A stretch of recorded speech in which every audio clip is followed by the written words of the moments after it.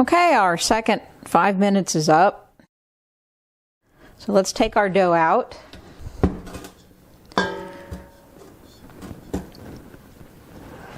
Just sprinkle a little flour on the surface. This is the time when we adjust the dough.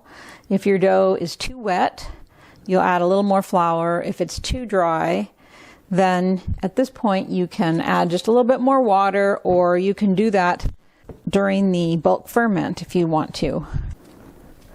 So our dough's a little bit sticky, but not too bad. It feels pretty nice.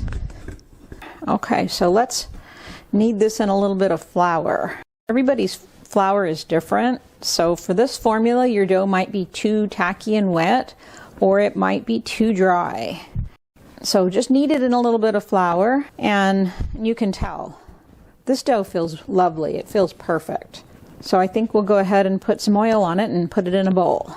But if your dough is too dry, instead of sprinkling flour on the surface, sprinkle some water on the surface and knead in some water. And you can see I just put a little bit of flour on and it's already really lovely. And I'm not going to check the window pane right now because it was just done mixing and the gluten is under stress. It needs to relax for a while. It's very tight. So I'm going to oil a bowl here.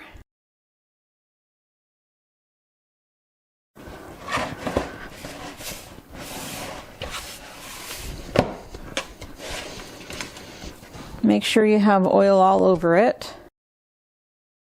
Get just a little bit more on the top here. Now put the dough in my proofer at 78 degrees Fahrenheit, and it should take about 2 hours to do the first proof, to double.